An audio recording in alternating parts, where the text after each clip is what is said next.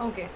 Hello everyone, my name is Siddhi and we will again continue with our Indian Constitution at work. So till the previous session, we saw the three organs of the government, that is executive, legislature और judiciary. इतना बोल बोल के मैं ही पक गई हूँ कि आप सुन सुन के पक गए ये सारी चीज़ें. बट एनीवेज, तो अभी हम आगे का चैप्टर पढ़ेंगे which is the federalism. Okay, तो federalism is Indian constitution at work का आपका 7th chapter, chapter 7. Okay, federalism word सुन के बहुत स्ट्रेस आया रहेगा कि व्हाट इज़ फेडरलिज्म, पर कोई डरने की बात नहीं. It's very easy, it's pretty easy to understand. Okay, बताएंगे क्या होता है, कैसे होता है, और आप इसके बाद जब जाके बुक पढ़ोगे तो आपको खुद समझ में आएगा कि हाँ, इतना कुछ बड़ा नहीं है federalism. It is just something that is easy. Okay, so yes, let's begin with federalism. What is federalism? ठीक है, अभी फेडरलिज्म समझने से पहले थोड़ा सा समझ में एग्जाम्पल्स ले लेते हैं. ठीक है, अभी जैसे आपने ये वर्ड सुना रहेगा, यूएसएसआर. बहुत कम लोगों को फुल फॉर्म पता रहेगा, बट स्टिल यूएसएसआर बहुत बार सुना रहेगा. So this USSR is nothing but union of Soviet socialist republics.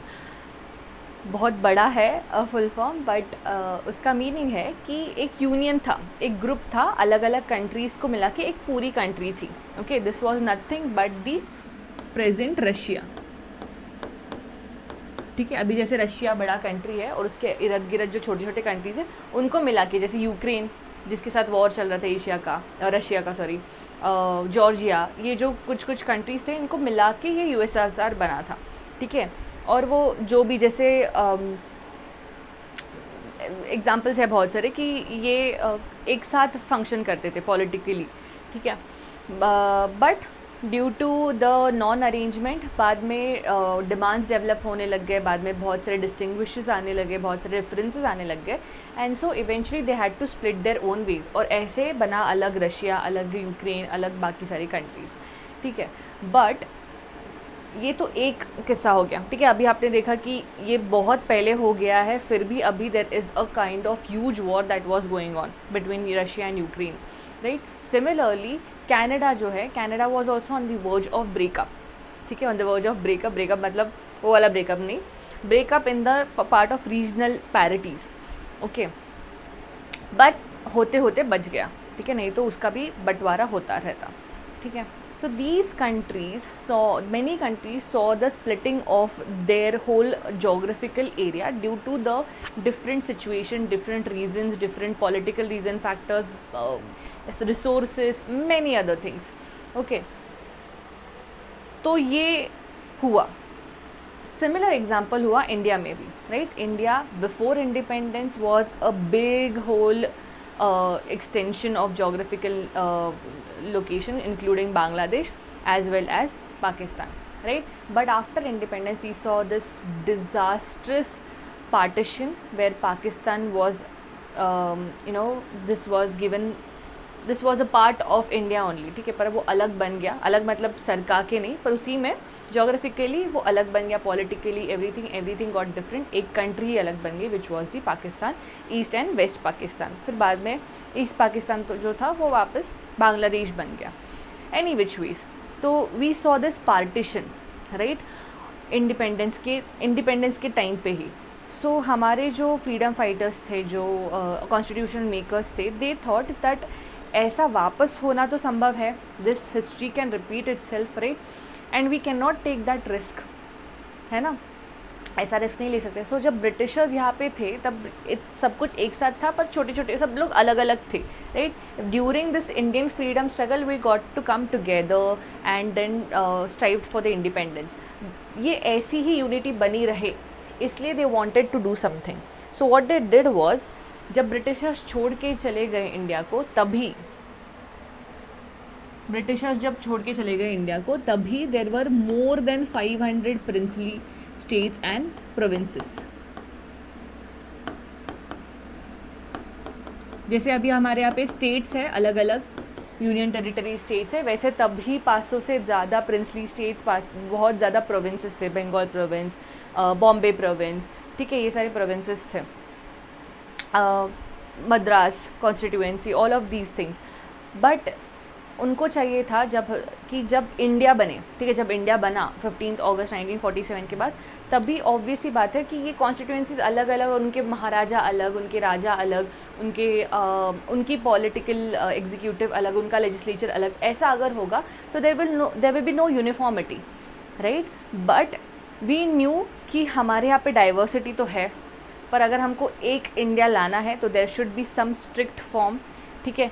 तब जाके इन लोगों ने, जो ये कॉन्स्टिट्यूशन मेकर्स थे, biggest hand given to Jawaharlal Nehru and Sardar Vallabh Bhai Patel, जिन्होंने हर एक जगह पे जाके, वो हैदराबाद हो या फिर बहुत सारे ऐसे थे जो नहीं मान रहे थे एक साथ आने में इंडिया में, okay, but still they strived hard and they made sure कि ये सारे जो प्रोविंसेस है, प्रिंसली स्टेट्स है, वो एक साथ आए और इंडिया बनाए, राइट। सो ऐसे इवेंचुअली फॉर्म हुआ इंडिया, जिसमें अलग अलग स्टेट्स थे, but they together formed the country which was known as India, and they signed an agreement where they could not go apart from India, ठीक है। Similarly Jammu Kashmir के साथ भी हुआ था, राइट, अग्रीमेंट साइंड हुआ था, दैट वो अलग किस्सा है, but yes that is a part of India now and before also it was, right. So ये जो मैनेज हुआ, ये क्यों मैनेज हुआ, क्योंकि उन्होंने सोचा और समझा कि हम जो है उनका जो रीजनल, उनका जोग्राफिकल जो लोकेशन है वो सेम रखेंगे, ठीक है। उनका जो डाइवर्सिटी है, there are more than 200 languages, dialects, religions, traditions, cultures, इन सबको अगर एक साथ रखना है तो उन्हें कुछ फ्री हैंड भी देना पड़ेगा। उनको नहीं बोल सकते नहीं आज से इंडिया का यही रिलीजन होगा, आज से यही ट्रेडिशन होगा, आज से यही लैंग्वेज होगी, ऐसे ही होगा। अगर ऐसा होगा तो क्या तुम रहना चाहोगे ऐसे देश में जहाँ पे तुम्हारी खुद की मातृभाषा को कीमत नहीं दी जा रही है, right. You want will to stay like this, right. You may मतलब वो ऑफिशियल लैंग्वेज हो ना हो, बट आपको खुद को वो फ्रीडम रहना चाहिए कि हाँ मुझे अपनी भाषा जो है, लैंग्वेज जो है वो मुझे बोलने आनी चाहिए, that should be my language, I should get that protection, right. कि मुझे वो लैंग्वेज प्रोटेक्ट करने के लिए, स्क्रिप्ट प्रोटेक्ट करने के लिए, ट्रेडिशन, रिलीजन प्रोटेक्ट करने के लिए राइट चाहिए, और ये दिया कॉन्स्टिट्यूशन ने, और इसको एक साथ रखा और इंडिया बनाया, ठीक है। So this agreement of keeping the individuality of the state but yet state being the part of the country, ठीक है, ये जो अग्रीमेंट है, ये जो रिलेशन है, ये जो स्प्लिटिंग ऑफ द पावर है बट येट कमिंग टुगेदर है, इसको बोला जाता है फेडरलिज्म, ठीक है। The relation between the nation and the state is known as federalism, ठीक है। अब ये रिलेशन कैसे होता है, वो इंडिया में कैसा है, यूएस में कैसा है, ये हम देखेंगे, ठीक है, अलग अलग है। But this is what it is कि नेशन और स्टेट में जो रिलेशन होता है, जो डिवीजन ऑफ पावर्स होते हैं, ड्यूटीज़ होते हैं, उनके लेजिस्लेचर्स होते हैं, उसको बोला जाता है फेडरलिज्म, ओके। और हमें मतलब आप सोचोगे क्यों दिया, but yes it was in need, right. अगर आपको स्ट्रिक्ट रहना है तो आपको कहीं ना कहीं पे तो हाथ ढिल्ला रखना पड़ता है, तब जाके वो इंसान मानता है, राइट। कहीं पे तो स्ट्रिक्ट प्रोविजंस डालोगे तो कहीं पे तो इजी प्रोविजंस डालने रहते हैं, तो ही जाके ईजीली रह पाता है एक दूसरे के साथ, right. Someone has to do some adjustment, right. तो ऐसा होता है कि स्टेट भी एडजस्टमेंट करता है और अपना नेशन मतलब कंट्री भी एडजस्टमेंट करता है, ठीक है। तो अब ये फेडरलिज्म जो है वो यूएसए में कैसा है, जैसे मैंने बोला कि थोड़ा सा छूट तो देना पड़ता है। अभी यूएसए में अगर if I am born in USA and I am a citizen of USA, then I have two citizenships. One is of being an American, ठीक है, मेरा अमेरिका का सिटीजनशिप रहेगा, यूएसए का सिटीजनशिप रहेगा। सेकेंड रहेगा मेरा उस स्टेट में, जिस स्टेट में रह रही हूँ उसका भी मुझे सिटीजनशिप मिलेगा, अलग सिटीजनशिप, क्योंकि समझो take example of Ohio is a state, okay. तो इसका भी सिटीजन मतलब I am a citizen of Ohio and I am a citizen of USA as well, ऐसे दो सिटीजनशिप होती है। कंपेयर टू इंडिया, इंडिया में ऐसा है क्या? इंडिया में ऐसे I am from Maharashtra, I am from Maharashtra and I am a citizen of India, ऐसे बोला जाता है ना? या मैं बोलती हूँ कि मैं सिटीज़न हूँ महाराष्ट्र की और मैं इंडियन सिटीज़न भी हूँ? नहीं, right? I belong to Maharashtra, I am born and bought up in Maharashtra, I am a Maharashtrian, but my citizenship is India. Okay, I belong to India, I live in India, right? That's what we say. ये हो गया हमारा रीजनलिटी.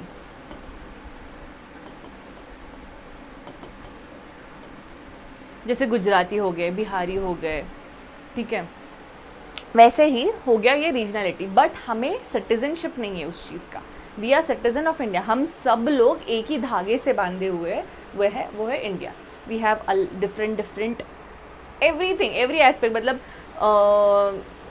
नींद से उठने के बाद रात में सोने तक एवरी एस्पेक्ट. मतलब वो क्या खाना खाते हैं हम नाश्ते में, फिर व्हाट इज़ द ट्रेडिशन, किसको पूछते हैं, ठीक है, ऑल ऑफ दीज थिंग्स, क्या पहनते हैं, ये हर एक, क्या कौन सी भाषा बोलते हैं, ये हर एक आई गेस 50 किलोमीटर्स या 50 या 70 किलोमीटर्स पे चेंज होता है. That is some date, I don't remember.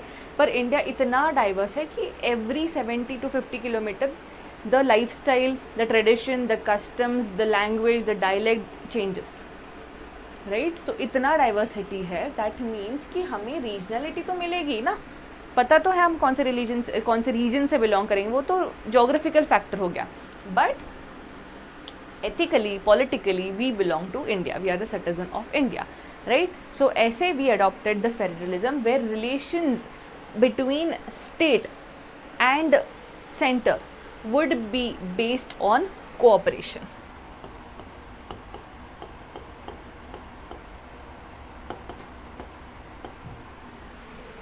ठीक है, सेंटर स्टेट को बोलेगा ऐसे ऐसे करो. स्टेट कभी कभी बोल सकती है सेंटर को कि अरे यहाँ पे ध्यान दो. दोनों में अगर झगड़ा होता है तो हमने कल ही देखा था कि एक्स्ट्रा बॉडी रहती है, जो न्यूट्रल बॉडी रहती है, जो झगड़े सॉल्व करती है, वो रहता है जुडिशरी, राइट? तो जुडिशरी रहती है सॉल्व करने को झगड़े, ठीक है. सो अगर झगड़े लग गए तो भी है कोई ना कोई तो सॉल्व करने को, राइट? कुछ ना कुछ प्रोविजंस दिए हुए. तो इस हिसाब से इंडिया में कोऑपरेशन के हिसाब से वेलफेयर पे ये स्टेट और सेंटर जो है वो एक साथ काम करता है. इसको बोलते हैं फेडरलिज्म. ओके, वेरी सिंपल, इसको बोलते हैं federalism. This is mentioned, it is so important that it is the first thing that is mentioned in the constitution. Article 1 कहता है कि इंडिया दैट इज़ भारत, दोनों नाम है, राइट? इस पे बहुत ज़्यादा चर्चा हुई थी हमारे कॉन्स्टिट्यूशन मेकर्स की कि इंडिया नाम दे या भारत नाम दे. कुछ बोल रहे थे कि कुछ तो मॉडर्न नाम देते हैं, कुछ बोलते हैं कि नहीं, हम हमारे रूट्स क्यों छोड़े, we should be able to give the same, we should be able to give the Asian name only, ठीक है. बट वो कुछ कंक्लूजन पे नहीं आ पाए, इसलिए हमने दोनों नाम रख दिया. हमने बोला इंडिया बोलेंगे, जिनको अच्छा लगता है इंडिया बोलना है, जिनको अच्छा लगता है वो भारत बोलो. Okay, one and the same. So India, Bharat shall be a union of states, shall be a union of states. जैसे यूनाइटेड स्टेट्स ऑफ अमेरिका है, उसी हिसाब से यूनियन ऑफ स्टेट्स होगा, ठीक है. And the territory of India, the territory, जो territory है इंडिया की, it will consist of states है अलग अलग, ठीक है. यूनियन टेरिटरीज है अलग अलग, specified in the first schedule and other acquired territories. Future में जाके अगर कुछ एक्वायर हो गया, समझो पाकिस्तान से कुछ और रीजन हमने छीन लिया, तो फिर दैट रीजन या फिर एनी अदर कंट्री या फिर एनी अदर आइलैंड, ओके, अगर हम वो ले लेते हैं तो वो उसको बोलते हैं acquired territory. So that will also be a part of India. So अभी states and union territories are the part of India that are mentioned in the first schedule. Okay, understanding? तो आर्टिकल 1 कहता है कि इस हिसाब से states जो है वो इंडिया का पार्ट रहेंगे. जो भी इंडिया में हो रहा है मतलब वो स्टेट्स में होता रहेगा, जो भी स्टेट में हो रहा है मतलब वो इंडिया में होता रहेगा. One will be dependent on the other. Clear? ठीक है, इसको बोला जाता है फेडरलिज्म. अभी ये फेडरलिज्म कहाँ पे लिखा है? Is it written anywhere here? नहीं, राइट? फिर भी मैंने बोला कि this gives you the proof of federalism. तो यहाँ पे समझ लो कि फेडरलिज्म, ये जो वर्ड है, ये कॉन्स्टिट्यूशन में यूज ही नहीं किया गया. कहीं पे भी यूज़ नहीं किया। क्यों यूज़ नहीं किया? क्यों यूज़ नहीं किया? क्योंकि हमारा प्योर फेडरलिज्म है ही नहीं। ओके, एग्जाम्पल देती हूँ मैं। एक है अपना यूएसए का एग्जाम्पल है, ठीक है, सिटीजनशिप दोनों का है, उसे बोलते हैं प्योर फेडरलिज्म। ठीक है, इंडिया में सिटीजनशिप अलग अलग नहीं है, एक ही सिटीजनशिप मिलता है। ठीक है, USA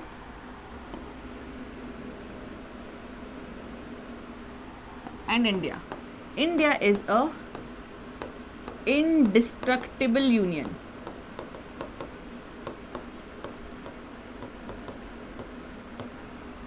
India is a indestructible union, मतलब उसको डिस्ट्रक्ट नहीं कर सकता है ना, खुद इंडिया भी खुद डिस्ट्रक्ट नहीं कर सकती कि चलो डिडक्ट कर दिया, या फिर ये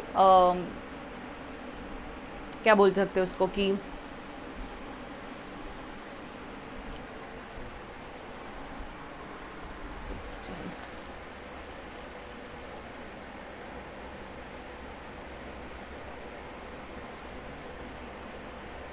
हाँ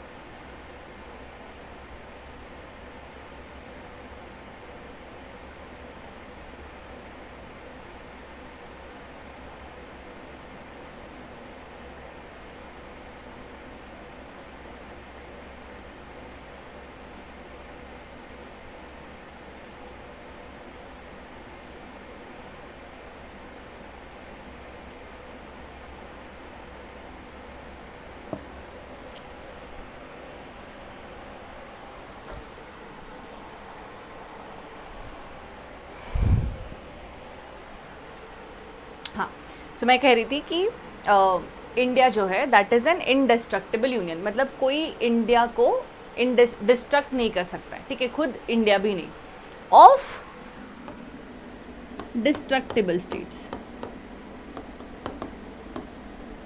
डिस्ट्रक्टिबल स्टेट्स, सारे स्पेलिंग गलत हो रहे हैं मेरे आज। Indestructible union of destructible states, मतलब क्या कि इंडिया को कोई डिस्ट्रक्ट नहीं करेगा, कोई स्टेट डिस्ट्रक्ट नहीं कर सकता, बट इंडिया स्टेट्स को डिस्ट्रक्ट कर सकता है। डिस्ट्रक्ट मतलब उसका स्ट्रक्चर बदल सकता है। ठीक है, समझ में आ रहा है? जैसे कि रीसेंट एग्जांपल लो आप कि Andhra Pradesh, this was a whole state, but अभी Andhra Pradesh is separated from Telangana. ठीक है, वही है, रीजन वही है, समझो ये आंध्र प्रदेश है, ठीक है, ये आंध्र प्रदेश था पहले पूरा, अभी क्या हो गया, अभी यहाँ पे डिवीजन हो गया, अभी ये तेलंगाना है और ये आंध्र प्रदेश है। ठीक है, ये दो अलग अलग स्टेट्स बन गए। मतलब क्या, हम स्टेट्स को डिस्ट्रक्ट कर सकते हैं, डिस्ट्रक्चर कर सकते हैं on the basis of language, on the basis of the geographical location. Okay, but हम यूनियन को डिस्ट्रक्ट नहीं कर सकते, हम इंडिया को चेंज नहीं कर सकते। ठीक है, ये acquiring of the territories this is a different part, but because of the states, मतलब अगर स्टेट ने बोला, मतलब अब आज अभी समझो कि एक second,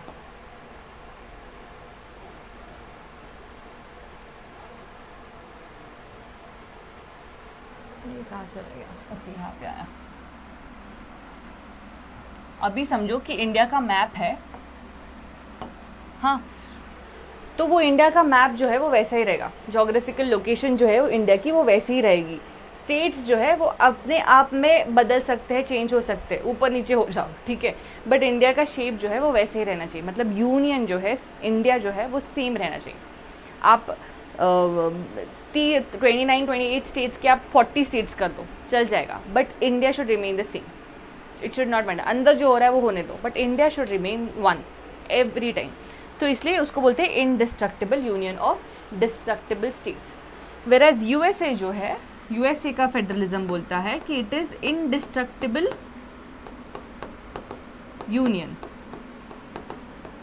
of indestructible states.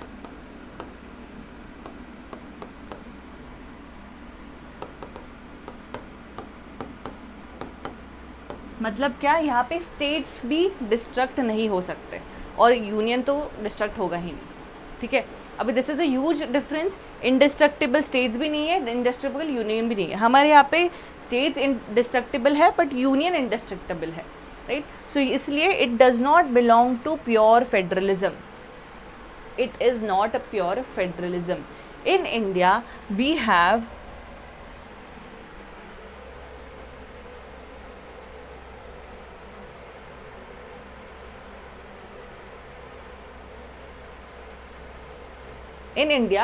a strong center, okay.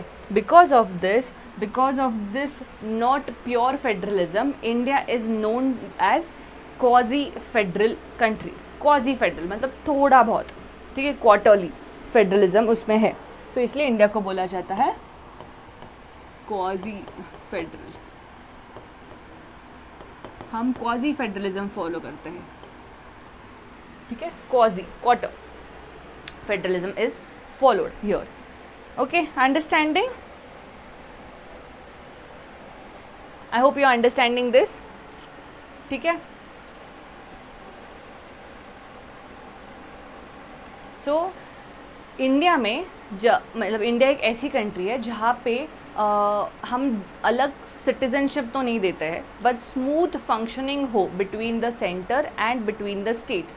इसलिए we need to give the power to the regions, है ना। स्टेट्स को पावर तो देनी चाहिए, तभी जाके वो मानेंगे ना। मैंने जैसे बोला कि जब आप कुछ स्ट्रिक्ट करते हो तो कुछ कहीं ना कहीं पे तो you have to put a loose hand, तब जाके स्मूथ फंक्शनिंग होता है। तो जब हम बोलते हैं कि आप डिस्ट्रक्ट हो सकते हो पर यूनियन नहीं छोड़ना है, इंडिया को छोड़ना नहीं है आपको, ठीक है। तो इसलिए ये अगर उनको मानना है मतलब उनको कहीं ना कहीं पे तो फ्री हैंड देना पड़ेगा। तो फ्री हैंड कैसे देते हैं हम, we give them some powers, okay, some क्या बोल सकते हैं उसको कि रीजनल को लिंग्विस्टिक वाइज हो या रीजनल वाइज हो, okay, because this needs some their own recognition, उनको खुद का रिकग्निशन चाहिए, राइट। रीजनल वाइज हो जाए, वो लिंग्विस्टिक बेसिस पे हो जाए, डाइवर्सिटी पे हो जाए, they need their own recognition. इसलिए we give them certain powers and so we adopt the federalism on the basis of cooperation, इसलिए उसको बोला जाता है quasi federalism, okay.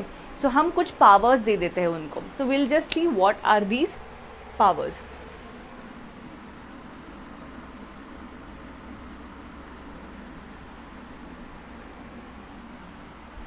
Division of powers. Now this division of powers obviously first article में है, मतलब बहुत इंपॉर्टेंट है, मतलब कॉन्स्टिट्यूशन मेकर्स ने तो कॉन्स्टिट्यूशन में लिखा रहेगा।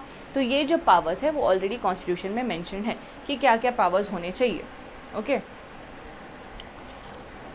ओके।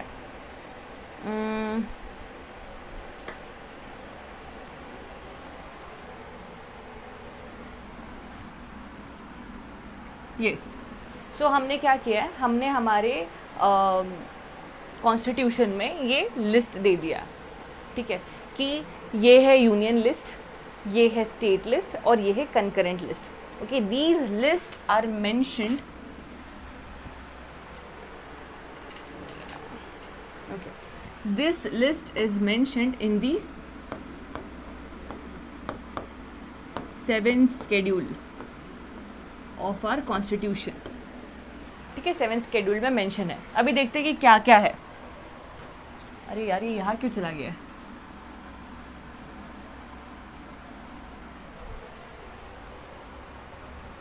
हाँ, अभी देखते हैं कि क्या क्या है कॉन्स्टिट्यूशन में। अभी समझो कि हमने पावर दे दिया है पर हमने ज़्यादा पावर भी नहीं दिया है। हमने उनको बोला है कि आप डिस्ट्रिक्ट, आप यूनियन के बाहर नहीं जा सकते, मतलब हमने थोड़े कम पावर्स भी रखे उनकी तरफ, है ना। तो यहाँ पे जो इम्पॉर्टेंट सब्जेक्ट्स है जिस पे हम लॉ बना सकते हैं, ठीक है, जैसे हमने देखा था कि राज्यसभा, पिछले लेक्चर में देखा था हमने कि राज्यसभा जो है वो बोल सकती है सेंटर को कि आप इस पे लॉ बनाओ, ये स्टेट लिस्ट में आता है फिर भी आप इस पे लॉ बनाओ, ये राज्यसभा कर सकती है क्योंकि स्टेट को रिप्रेजेंट राज्यसभा करती है, राइट। सिमिलरली यूनियन लिस्ट जो है, यूनियन लिस्ट मतलब वो लिस्ट जिसमें ऐसे सब्जेक्ट्स डाले हुए हैं which are important for India, okay, which hold very grave importance. अगर इस पे लॉ बनाना है, okay, if you have to make law then it should be the responsibility of the centre to make law, okay. अब जब centre law बनाएगा तब पूरे इंडिया में उसको जारी होना पड़ेगा। जब स्टेट लॉ बनाएगा तो only on in the state it will work, correct. तो ऐसा होता है डिफरेंस यूनियन और स्टेट लॉस का, राइट। तो यूनियन लिस्ट में क्या आएगा, आप ही सोचो, यूनियन लिस्ट में ग्रेव इंपॉर्टेंस वाले, बहुत जो इम्पॉर्टेंट या वेटेज वाली चीज़ें हैं, लिस्ट है, सब्जेक्ट्स है, वो आएंगे, करेक्ट। जैसे कि डिफेंस पूरे इंडिया का होना चाहिए, ना कि सिर्फ पाकिस्तान बॉर्डरिंग नेशन का या फिर बांग्लादेश बॉर्डरिंग नेशंस का या फिर सिर्फ साउथ बॉर्डरिंग नेशंस का, नहीं। We need to have defence all over uniformly, जो बहुत इंपॉर्टेंट डिसीजन होता है, तो इसका डिसीजन लेता है सेंटर, ठीक है। तो this includes union list include the subject which is known as the defense.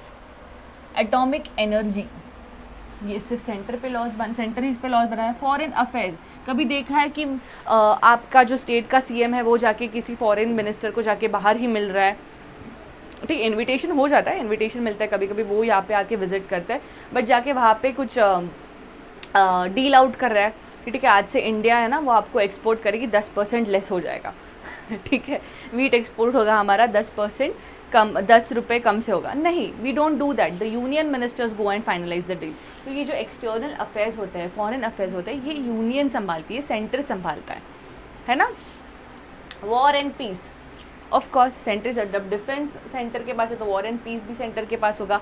कल जाके मेरा जो स्टेट है महाराष्ट्र है, वो बोल नहीं सकता कि we are declaring war with Pakistan right, no, right, we cannot do that, we cannot declare a war with any other country because we do not represent the whole of India, right। center का decision होता है ये, so center is one which has war and peace as its subject। then come banking, obviously बात है finance से related है, मतलब banking, RBI, right. Railways, अभी ये रेलवेज जो है this was in the centre list since Britishers के टाइम से है ये, ठीक है, इसीलिए इसलिए बोल सकते हैं कि ये उसी में रखा गया है, there has been no different changes. एक सेकेंड ना, होल्ड ऑन, बस मैं चेक कर रही हूँ कि कुछ रह तो नहीं गया, नहीं, ओके, बराबर है, okay. Then post and telegraph, ठीक है, post and telegraph, post office पता है आपको गवर्नमेंट के होते हैं, इंडिया के होते हैं, गवर्नमेंट ऑफ इंडिया के। Airways, ports, foreign trade and currency and coinage, obviously बात है फॉरेन ट्रेड, करेंसी, कॉइनेज। कल जाके कर्नाटका जो है वो अपने अलग अलग करेंसी तो नहीं छापेगा, कॉइन नहीं छापेगा कि ये तो मेरे यहाँ पे चलेंगे, राइट। पहले आपको पता है पहले ऐसे होता था, पहले अपना जो किंगडम होता था वहाँ अलग अलग कॉइन्स चलते थे, वहाँ अलग अलग नोट्स, करेंसीज चलते थे, अलग अलग बार्टर सिस्टम होता था यहाँ पे। अभी क्या है, यूनिफॉर्मिटी है, क्योंकि हर पूरे देश में एक ही करेंसी चलनी चाहिए ना, थोड़ी अलग अलग चलेगी। अभी 2000 का नोट बैन किया है, पर ऐसे नहीं बोला है ना कि वेस्ट साइड में 2000 का नोट चलेगा, साउथ में नहीं चलेगा, नॉर्थ ईस्ट में कुछ जगहों पे चलेगा, नॉर्थ में कहीं पे नहीं चलेगा, ऐसे नहीं है ना, यूनिफॉर्मिटी, क्योंकि वो सेंटर ने लॉ बनाए, मतलब सब पे ऊपर चलेगा वो, ठीक है, जब तक वो स्पेसिफाई नहीं कर देता तब तक, पर वो सबके ऊपर ही चलता है, right. So these things are important for the smooth functioning of the whole country. तो ये इतना इंपॉर्टेंट होता है, ये बहुत इंपॉर्टेंट पावर्स होते हैं, इसलिए ये यूनियन लिस्ट के अंडर है, ठीक है। अभी स्टेट को पता है कि मेरे रीजन में क्या चल रहा है, मेरे रीजन में कैसी चीज़ें होनी चाहिए, मेरे रीजन में कितना पॉपुलेशन है, कितने बच्चे हैं, ये सब कुछ स्टेट स्पेसिफिक पता रहता है, स्टेट को पता रहता है, राइट। कितना पॉपुलेशन शेड्यूल ट्राइब को बिलोंग करता है, कितना पॉपुलेशन शेड्यूल कास्ट को, कितने लोग बैकवर्ड क्लास से बिलोंग करते हैं, ठीक है। हेल्थ का कैसे है हमारे यहाँ पे, सैनिटेशन कैसे होने वाला है, ये सब कुछ स्टेट का होता है, ठीक है। तो इस पे लॉज बनाने की ताकत, इस पे प्रोविजंस बनाने की ताकत स्टेट लिस्ट में दी जाती है, ठीक है। फॉर एग्जांपल ले लो एग्रीकल्चर, अभी एग्रीकल्चर हमारे यहाँ पे सॉइल जो है वो हर एक रीजन में अलग होता है, मतलब कोस्टल एरिया में अलग होता है, ठीक है। आप थोड़ा सा अंदर आओगे तो एरिड रीजन में अलग होता है, cotton soil, black cotton soil, red soil, laterite soil, ये पढ़ा रहेगा आपने, ठीक है, या फिर पढ़ोगे आप, अलग अलग कॉटन सॉइल। अगर मैंने आज बोल दिया कि मतलब I being from the centre, अगर मैंने बोल दिया कि आज से सिर्फ शुगर केन और कॉटन और वीट इतना ही सबके यहाँ पे प्रोड्यूस होगा, यही खेतीबाड़ी करेंगे हम, तो चलेगा, चल भी सकता है, चलो मैं मान लूँ कि सब ने एक्सेप्ट भी कर लिया, पर क्या उनकी सॉइल में वो चीज़ें ग्रो होगी, नहीं, because every region is very specific, वहाँ पे ह्यूमिडिटी, वहाँ पे क्लाइमेट, वहाँ पे मानसून कितना होता है, उस हिसाब से वहाँ का एग्रीकल्चर डिसाइड होता है। इसलिए union can not, centre can not comment से कि यहाँ पे होगा वहाँ पे होगा, स्टेट को अच्छे से पता रहेगा, राइट। तो स्टेट यहाँ पे लॉस डिसाइड करता है, स्टेट सब बताता है कि इरीगेशन कैसा होना चाहिए, एग्रीकल्चर कैसा होना चाहिए, प्राइसेस कैसे होने चाहिए, everything that is around and in agriculture is decided by the state. Understanding? ठीक है। पुलिस अगेन स्टेट का मैटर है। प्रिजन, लोकल गवर्नमेंट, ये हम देखेंगे अभी नेक्स्ट चैप्टर, तो वही है लोकल गवर्नमेंट, ओके, मतलब पंचायत, नगर पालिका, ये सब कुछ जो है वो भी स्टेट दिखता है। Public health, land, liquor, trade and commerce, life stock and animal husbandry and state public services, जैसे यहाँ पे सेंट्रल सर्विसेज यूनियन देखता है, वैसे ही स्टेट पब्लिक सर्विसेज हमने पिछले टाइम पे देखा था, state public services state list दिखता है, ओके। ऐसे बहुत सारे हैं और स्टेट लिस्ट में you can just read it. हमेशा स्टेट लिस्ट के ऊपर कुछ ना कुछ तो प्रीलिम्स में क्वेश्चन आता ही है। पिछले टाइम पे there were I guess 3 to 4 question which were asked on state list specifically, कि स्टेटमेंट में कहीं ना कहीं तो स्टेट लिस्ट सेंट्रल लिस्ट के बारे में लिखा था। अभी 2 क्वेश्चन है जो स्टेट लिस्ट में आए। So whenever you are reading make sure that you know what are the subjects that are listed in the state list. State list में है मतलब वो सेंट्रल लिस्ट में नहीं रहेगा, तो दोनों पढ़ने की ज़रूरत नहीं है, स्टेट लिस्ट पढ़ लो, बाकी समझ में आ जाता है, ओके। अभी इस पे लॉस कौन बनाएगा? इस पे लॉस सेंटर बनाएगा। इस पे लॉस कौन बनाएगा? इसमें लॉस स्टेट बनाएगा, ठीक है। अभी इस पे अगर समझो कल जाके यूनियन को या फिर सेंटर को लगता है नहीं, लैंड पे जो है, लैंड पे लॉज मैंने बनाने चाहिए, या फिर ये स्टेट है, वहाँ पे जो ट्रेड एंड कॉमर्स हो रहा है बहुत ही डिस्प्यूटेड है, तो मैं वहाँ पे ध्यान रखूँगा, तो state can make laws on the, sorry, centre can make laws on the state legislature. वहाँ पे राज्यसभा का रोल आता है, राज्यसभा को परमिशन देनी पड़ती है, हाँ आप बनाओ इस पे लॉ, ठीक है। ये हो गया यूनियन, ये हो गया स्टेट। अभी कुछ कुछ चीज़ें थी जो ना यूनियन में बैठेगी ना स्टेट में बैठेगी, वो आती है कंकरेंट लिस्ट में। कंकरेंट लिस्ट मतलब इस पे laws both union and state can make. Laws कौन बनाता है? लेजिस्लेचर बनाता है, पार्लियामेंट बनाता है, ठीक है। तो यहाँ पे कंकरेंट लिस्ट है जहाँ पे कुछ कुछ सब्जेक्ट्स जो है वो दोनों लिस्ट में नहीं है और यहाँ पे दिए हुए हैं, एंड इस पे आप कोई भी लॉ बना सकते हैं, एक तो सेंटर बना सकते हैं, नहीं तो स्टेट बना सकता है। कौन कौन से है ये? Education, property, other than agriculture land, forest, trade unions, adulteration, adoption and succession, इसके ऊपर, ठीक है, दोनों लॉज बना सकते हो, क्लियर। दोनों ने लॉ बनाया एक ही स्टेट के लिए, वो दे दिया, और समझो कि स्टेट ने भी लॉ बनाया, तो किसका लॉ चलेगा? तो सेंटर का लॉ चलता है, ठीक है। Always the centre has more powers, इसलिए क्वाजी फेडरलिज्म बोलते हैं हम उसको।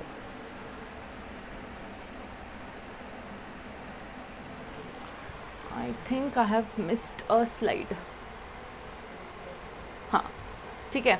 अभी ये हो गया लिस्ट, ये हो गया लिस्ट, ये हो गया लिस्ट। अभी इन तीनों में जो नहीं है, इन तीनों में जो नहीं है, और समझो कल जाके कुछ ऐसा सब्जेक्ट आ जाता है, जैसे कि अभी रिसेंटली आया था साइबर लॉज, ठीक है। ऑब्वियस सी बात है कि कॉन्स्टिट्यूशन मेकर्स को तो पता नहीं था कि ये साइबर लॉज आएंगे, ठीक है, टेक्नोलॉजी से वो इतने वाकिफ़ नहीं थे। सो ये जो लॉज है जो आते हैं बाद में, जो एक भी लिस्ट में नहीं है, तो उनको रेसिडुअल पावर्स में रखा जाता है, residual powers. So union legislature alone has the power to make laws on this matters, ठीक है। रेसिडुअल पावर्स जो बाद में ऐड किए जाएंगे उसको बोलते हैं रेसिडुअल पावर्स, और इस पर सिर्फ यूनियन मतलब सेंटर ही लॉज बना सकता है। मतलब सेंटर यहाँ पे भी लॉ बना सकता है, यहाँ पे भी बना सकता है, यहाँ पे भी बना सकता है, यहाँ पे भी बना सकता है। मतलब क्या? Though we have given powers to the state but still we have more power with the centre, इसलिए इंडिया को बोला जाता है federalism with a strong centre. यहाँ पे दिख रहा है, यहाँ पे पावर्स बांटे जा रहे हैं, ठीक है, कैसे स्टेट्स ऐसे रुके हैं उनको बांटे जा रहे हैं। And this had reached a peak, ठीक है। सेंटर जो था वो बहुत स्ट्रॉन्ग था, बहुत ऑटोक्रेटिक हो गया था, बहुत अथॉरिटेटिव हो गया था ड्यूरिंग इंदिरा गांधीज रीन, ठीक है। इसलिए ये कार्टून बहुत फेमस हुआ था। ये यहाँ पे केरला, मद्रास, बंगाल, बिहार, उड़ीसा, नागालैंड है ये शायद, ऐसे कुछ, तो यूपी ठीक है, ऐसे लिखा हुआ है यहाँ पे। तो दीज वर द स्टेट्स, मतलब ये states they did not get the power, they had to ask for the power कि अरे ये तो हमारे लिस्ट में, हमें बनाने दो उस पर लॉ, ठीक है। तो ये पीक पे रह गया था, अभी भी वैसा है, अभी भी थोड़ा बहुत नहीं, सेंटर बहुत स्ट्रॉन्ग है in compare to the powers that are given to the state.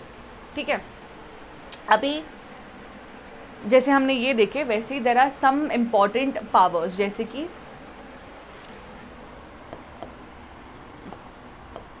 First parliament जो है it can form new states. हमने देखा indestructible union of destructible states, तो कल जाके वो स्टेट को बोल सकता है कि नहीं ये आपका ईस्टर्न रीजन जो है वो तो अलग अभी बन गया। ठीक है, तो ये बहुत इंपॉर्टेंट पावर हो गया। अल्टर कर सकता है बाउंड्री, बढ़ा सकता है, कम भी कर सकता है। Alteration means not only in decreasing it, alteration मतलब बढ़ा भी सकता है, कम भी कर सकता है। Okay, that is the power that the parliament has. Again this makes it a strong centre. Okay, then comes emergency powers. जब भी इमरजेंसी लागू होती है तभी सेंटर जो है वो इतना स्ट्रांग बन जाता है कि स्टेट के पास कुछ पावर नहीं रहती है। Okay, so emergency powers is something जब स्टेट जो है वो पूरे तरह से वीक बन जाता है। तीसरा है गवर्नर। अब गवर्नर क्यों हम बोलते हैं कि स्ट्रॉन्ग सेंटर रिप्रेजेंट करता है? Because governor is not elected by the people of that state. Governor ये होता है सेंटर ने इलेक्ट किया हुआ, अपॉइंट किया हुआ।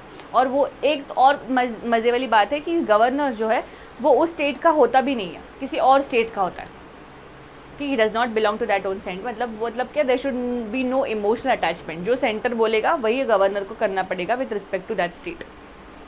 समझ रहा है? तो ही इज़ ऐसे अब बोला जाता है that he is an agent of the centre in the state.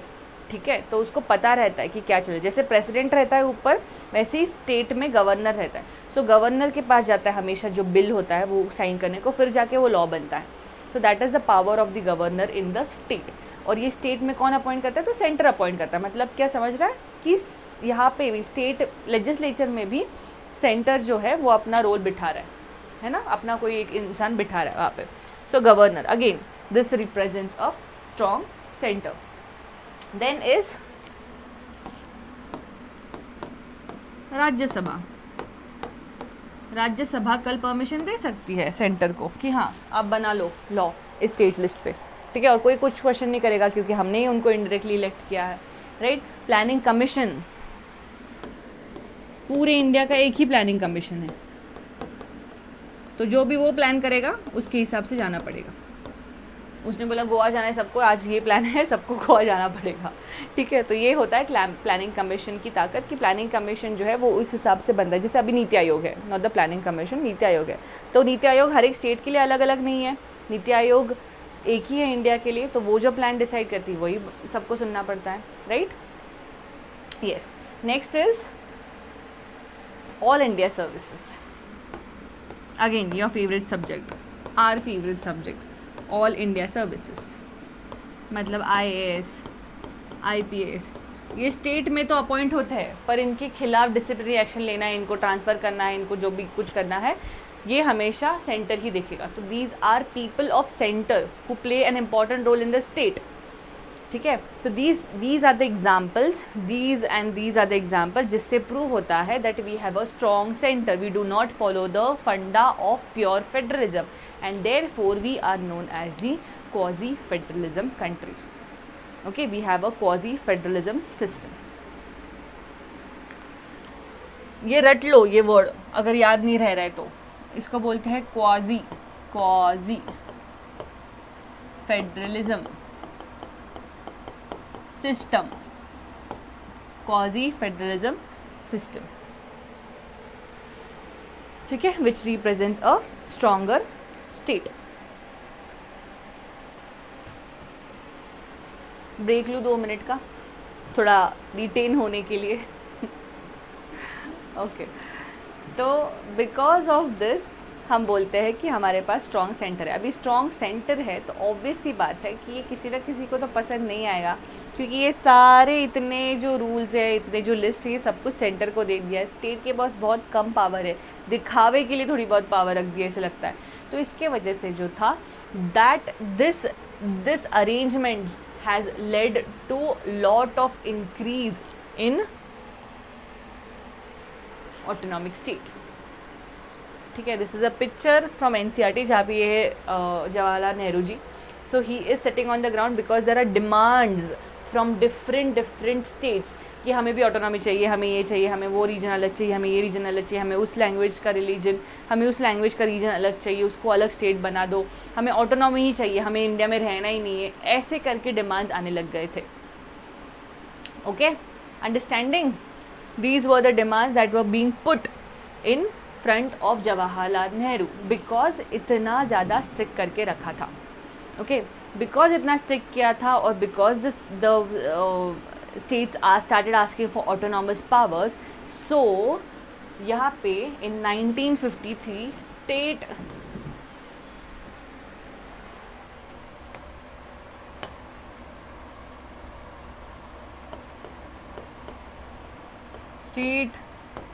reorganization committee बिठाएगी.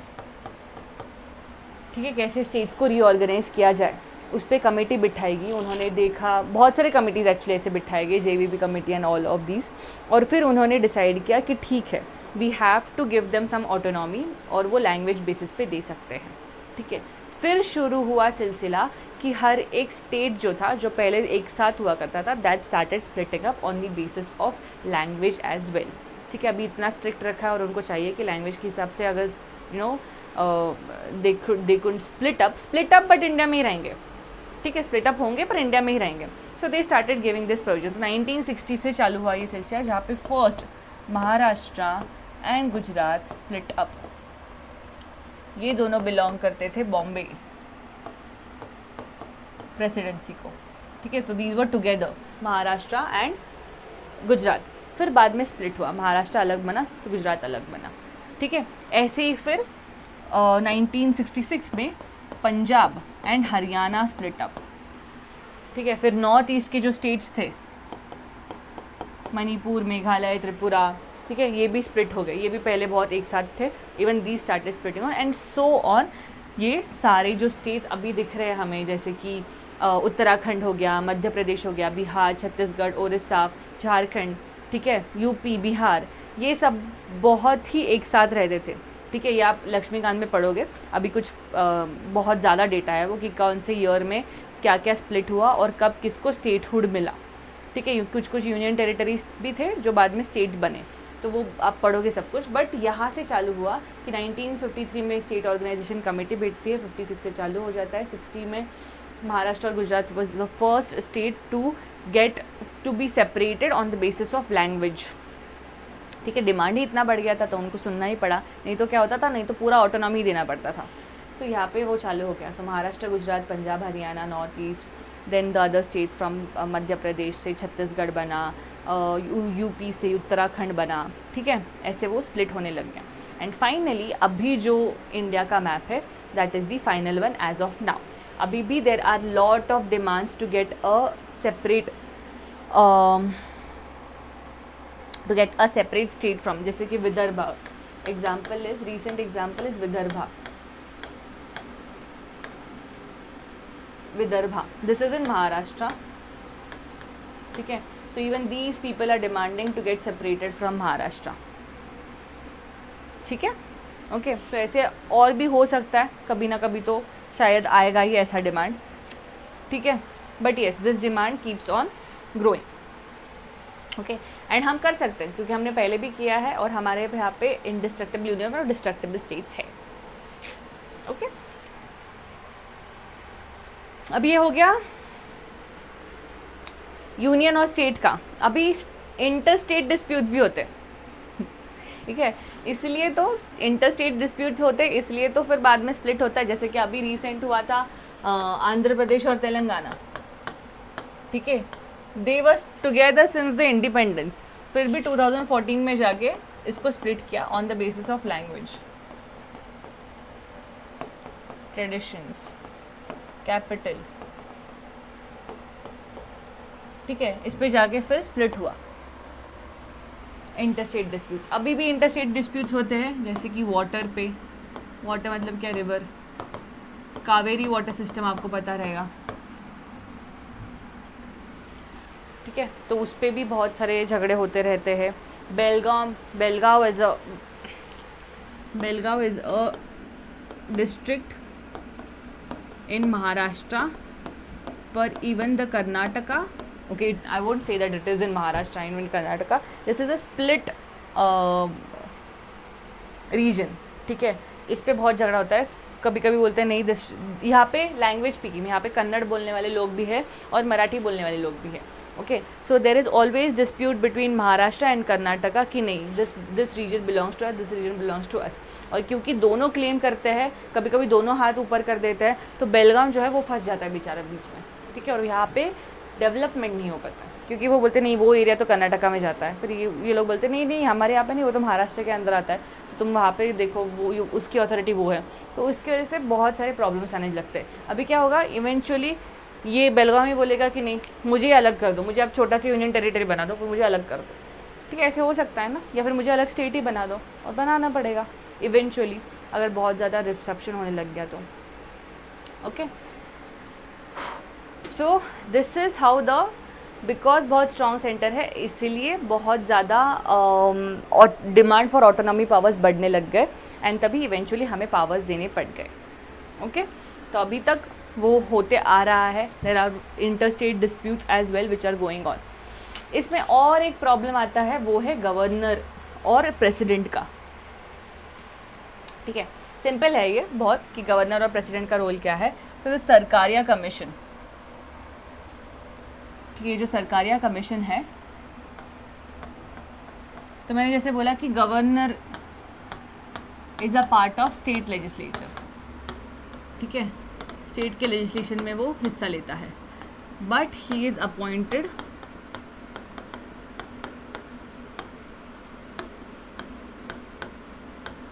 Bye centre, right.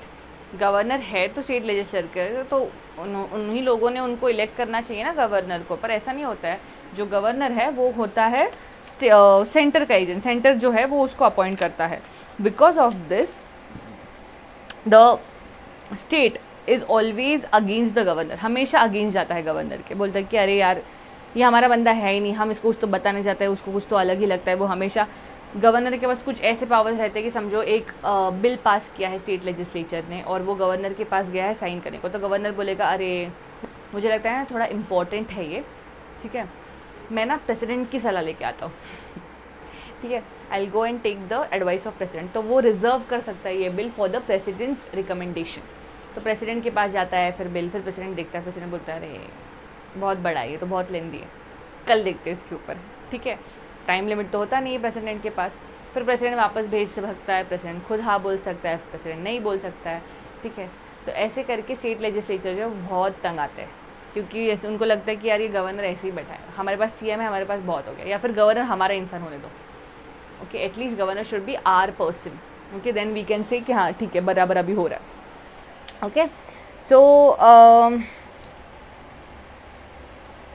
So ये सरकारिया कमीशन जो थी that was appointed to study the relation between the centre and state, कि कैसे रिलेशन होना चाहिए governor के बीच में और स्टेट के बीच में, और कैसे गवर्नर शुड बी अपॉइंटेड और should be indirectly elected by the state legislature itself, ना कि सेंटर ने जाके उसको अपॉइंट करना चाहिए, ठीक है। ऐसी सारी चीज़ें जो है वो सरकारिया कमीशन ने रिकमेंड की थी, पर मानी किसी ने नहीं, ठीक है। प्लस एक और बात आती है 356 मतलब है प्रेसिडेंट्स रूल।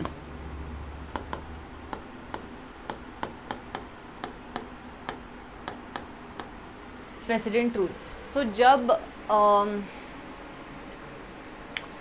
जब गवर्नर को लगता है कि स्टेट लेजिस्लेचर जो है वो फेल हो रहा है, ठीक है, वो अच्छे से नहीं काम कर पा रहा है, सेंटर्स के ऑर्डर्स नहीं निभा पा रहा है, या फिर मेजॉरिटी नहीं प्रूव कर पा रहा है, और एनीथिंग लाइक दैट, ओके, तभी governor can report this to the president, and president according to the constitution can take the whole state under his consideration. इसको बोलते हैं प्रेसिडेंट रूल। तब जाके वो स्टेट लेजिस्लेटिव असेंबली जो रहती है वो डिसॉल्व हो जाती है और प्रेसिडेंट जो है वो रूल करता है वहाँ पे। प्रेसिडेंट मतलब of course council of ministers ये भी उसी का पार्ट रहेंगे, but the president rules here. Okay, so यहाँ पे प्रेसिडेंट रूल करेगा, यहाँ पे प्रेसिडेंट सब कुछ लाएगा और ये 3 साल तक चल सकता है, मतलब स्टेट की कुछ भी नहीं चलेगी, राइट। तो अभी ये तो इनजस्टिस हुआ ना, तो even state gets angry because of this 356 article which is president rule. ठीक है, वो बोलते हैं इमरजेंसी के टाइम पे ठीक है कि हर जगह इमरजेंसी आती है, बट यहाँ पे थोड़ा बहुत अनस्टेबल आपको लगा गवर्नमेंट कि तो आप तुरंत प्रेसिडेंट रूल डाल देते हो, ठीक है, ये तो सही नहीं है, ये तो गलत हो गया। सो इसके वजह से भी बहुत ज़्यादा डिस्प्यूट्स होते रहते हैं between the centre and the state, but यहाँ पे रोल प्ले करता है हमारा जुडिशरी। ठीक है, अगर समझो प्रेसिडेंट रूल लग गया कहीं पे, तो जुडिशरी के पास अगर if judicial can review it, judiciary of course review it, तो जुडिशरी बोल सकता है कि नहीं ये गलत टर्म्स पे लगा था प्रेसिडेंट रूल, ठीक है, इसको निकालो। The judiciary has the power to do so. Okay, पर लगने के बाद तो बहुत सारे चेंजेस होते हैं, 3 साल तक होता है शायद, तब तक जुडिशरी कुछ ना बोले, देन वॉट, राइट। सो ऐसी चीज़ें होती हैं, इसीलिए दो हमारा फेडरलिज्म है, दो हम बहुत ज़्यादा ट्राई करते हैं कि अच्छे से सब कुछ रहे, अच्छे से सब लोग सब कुछ करें, but still there are going to be problems है, प्रॉब्लम्स बहुत आने वाली है, but India will handle, India always handles its own states, right.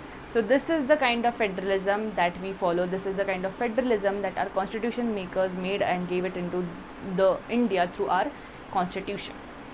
Okay, इसलिए हम पढ़ते हैं ये constitution, India's constitution at work, काम पे लगने वाला ये कॉन्स्टिट्यूशन, ठीक है। So this is how we study federalism. I think आपको अब भी थोड़ा सा फेयर आइडिया मिल गया होगा कि what is constitution, what is federalism, ठीक है। हमने ऑर्गन्स देखे हैं फेडरलिज्म का, डिस्प्यूट्स देखे हैं, राइट, ठीक है। I hope this is fair enough. अभी ये जो है ये फेडरलिज्म पे तो आपको क्वेश्चन आ सकता है प्रीलिम्स में कि फेडरलिज्म क्या है, why is it known as quasi federal and everything, Sarkaria commission पे आ सकता है, या फिर कौन सा स्टेट कब डिस्ट्रक्ट हुआ था, ये सारी चीज़ें आपको पूछ सकते हैं। बट आप जब ये चैप्टर पढ़ोगे तो आपको बहुत अच्छे अच्छे टैगलाइंस मिलेंगे जो आप यूज़ कर सकते हो, which is one of the thing that I had found, इसकी समझो फेडरलिज्म पे कुछ ना कुछ तो क्वेश्चन आ जाता है मेंस पे। ओके, आपको पता है बॉडी में क्या क्या लिखना है, इंट्रोडक्शन में आप कुछ तो लिख दोगे, but a very good tagline for conclusion. आप ये इंट्रोडक्शन में भी लिख सकते हो, but still federalism is like a rainbow, federalism is like a rainbow where each colour is separate. Of course VIBGYOR, हर एक कलर अपना अपना सेपरेट वेवलेंथ फ्रीक्वेंसी होता है, अपना अपना ब्राइटनेस होता है उसको, okay, yet together they make a harmonious pattern, right. अलग अलग रेनबो के कलर्स होते हैं पर पैटर्न एक बहुत मस्त बनता है, राइट, और यही पैटर्न है जो हमेशा फॉलो होता है। सिमिलरली फेडरलिज्म जो है इंडिया में, अलग अलग स्टेट्स है, अलग अलग रंग है, भाषा है, अलग अलग रिलीजन है, अलग लैंग्वेज है, अलग ट्रेडिशंस है, अलग रिचुअल्स है, अलग डायलेक्ट्स है, ठीक है, रहन सहन खाना पीना सब अलग है, बहुत अलग है हमारा। तब आप अगर इधर का देखोगे और यहाँ का देखोगे तो ज़मीन आसमान का फ़र्क होता है, यहाँ पे देखोगे और यहाँ पे देखोगे मतलब तो बहुत डिफरेंस होता है खाने पीने में, right. So this difference, though it exists, we still represent the whole country as our own. This is the essence of federalism. So ये लाइन भी इतनी अच्छी है, फेडरलिज्म जो है वो रेनबो की तरह है, each and every colour is separate, हर एक स्टेट अपना अपना सेपरेट उसका रंग है, but together they make a harmonious pattern which is India. Okay, understanding? So this is what federalism is all about, the relation, the cooperation between the state and the center. Fine? Okay, I hope you understood this. We will meet in the next session.